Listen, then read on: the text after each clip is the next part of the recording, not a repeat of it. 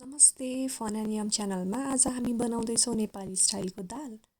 भिजेको दाल, सानो सानो पारेर काटेको लसुन, प्याज, गोलभेडा, नुन, मसला, जिरा, बेसार र तेल चाहिन्छ हामीलाई।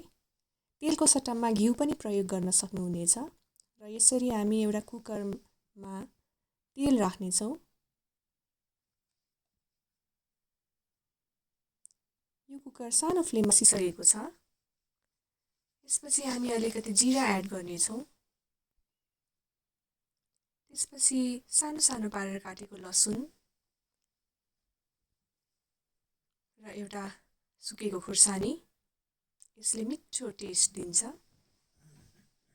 र प्याज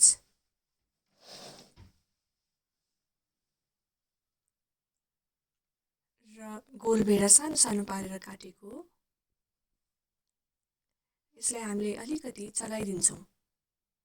यो धेरै ठुलो आगोमा बनाउनु हुँदैन, नभए डढेको स्वाद आउँछ। र यो पछि सिटी लाउने नै हुने भएकोले दाल एड गरिदिन्छौँ। यसरी सबै दाल एड गरिदिइसकेपछि स्वादअनुसार नुन राख्छौँ। बेसार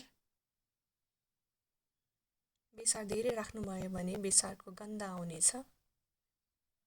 ठिक्क राख्नुहोला। र अलिकति मसला पनि राख्नेछौँ, जिरा धनियाँको मसला। यसलाई लो फ्लेममा बिस्तारै बिस्तारै फ्राई गर्नेछौँ। र यसरी केही मिनेट फ्राई गरिदिइसकेपछि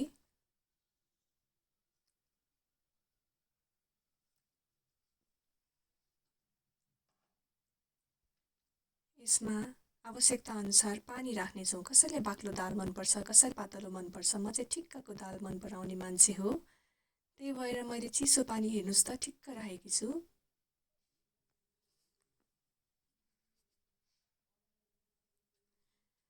सबैतिरबाट चलाइदिएर यो सिटी लाउनको लागि रेडी भएको छ।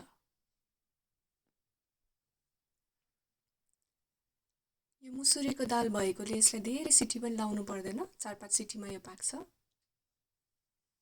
यसरी सिटी लगाइदिएर हाम्रो दाल लगभग रेडी भएको छ।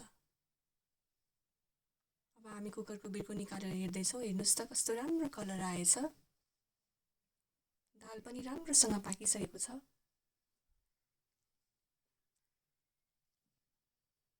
अब यो सर्भ गर्न रेडी भएको छ। यसलाई मैले बोलमा खन्याउँदैछु। अब यो सर्भ गर्न रेडी भयो। धन्यवाद।